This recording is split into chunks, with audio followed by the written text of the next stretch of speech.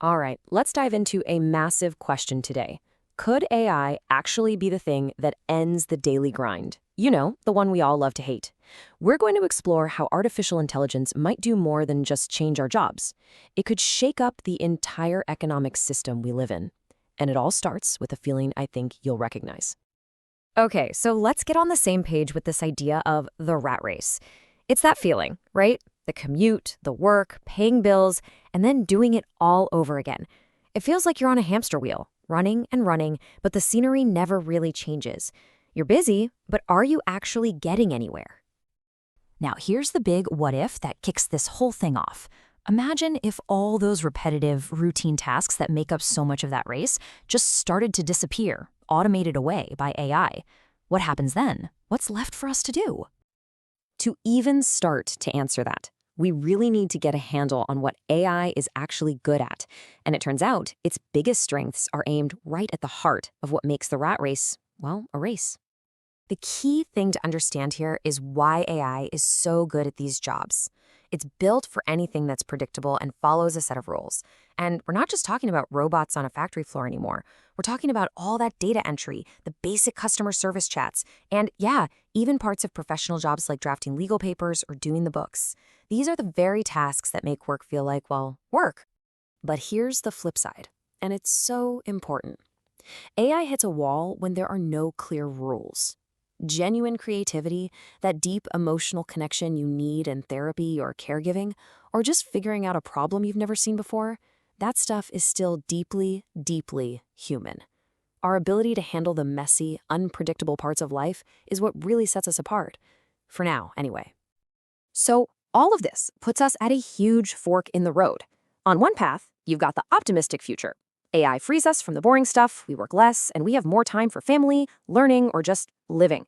But on the other path, the pessimistic one, all that new wealth funnels to the very top, and the rest of us are stuck in a new kind of digital rat race, constantly having to learn new skills just to stay afloat. And that's the multi-trillion-dollar question, isn't it? Which path do we end up on? More importantly, is it a choice, or is the outcome already kind of baked into the system we're in?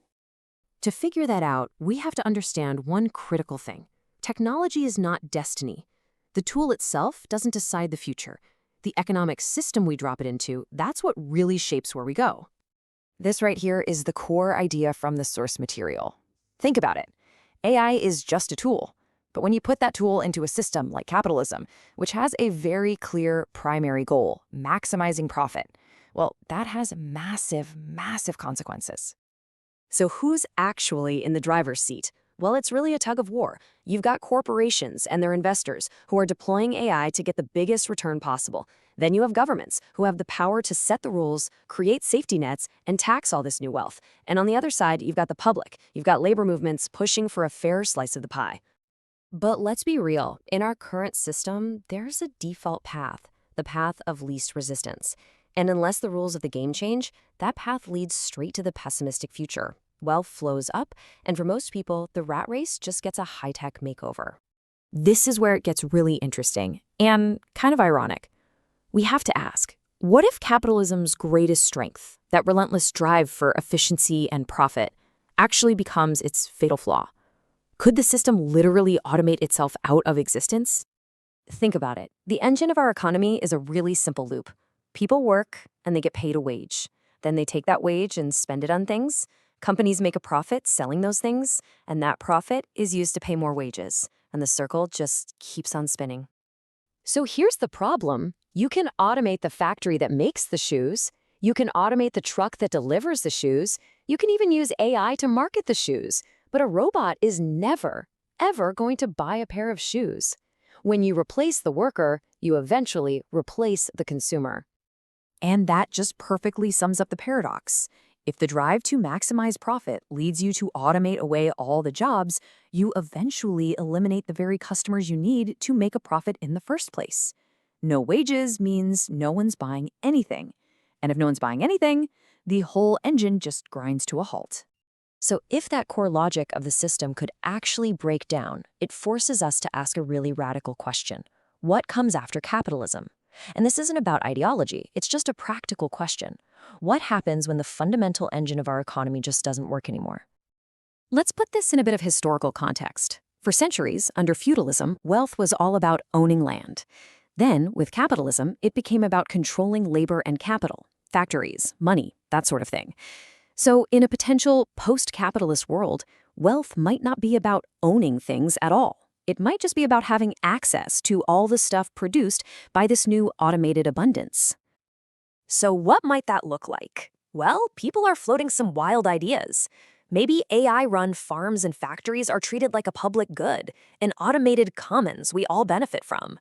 Or maybe we get universal basic services, where things like housing, food, and healthcare are just guaranteed. In a world like that, maybe money isn't the most important thing anymore. Maybe your reputation or your creative contributions are what give you status? Now, I know this all might be sounding a little bit like science fiction, but the source material we're looking at suggests the timeline for all this disruption. It's a lot shorter than you probably think. Let's look at how this could unfold. It's not one big event, it's more like a series of cascading waves. The first wave, which is happening right now, is hitting routine office work. The next one moves up the ladder to jobs like analysis and even law. Then, physical automation in warehouses and trucking really takes off. And finally, AI even starts to augment and assist in creative and management roles. It just keeps building. So when could all this reach a boiling point? Some experts are pointing to one specific year, 2027. They see it as the potential start of a 15-year period of massive, society-altering upheaval. And wow, that is right around the corner. So the tipping point isn't about the tech itself, it's an economic crisis. It's the moment when so many people have been displaced from their jobs that consumer demand just collapses. People can't afford to buy the stuff the robots are making. And at that moment, the system is fundamentally broken. It either has to collapse or evolve into something completely new. And that leaves us with the ultimate question. If automation really can solve the basic problem of survival, if it can provide all the food, shelter, and goods we need, it frees humanity up to focus on a much, much deeper question. What do we do with ourselves? What is the point of being human when the race to survive is finally over?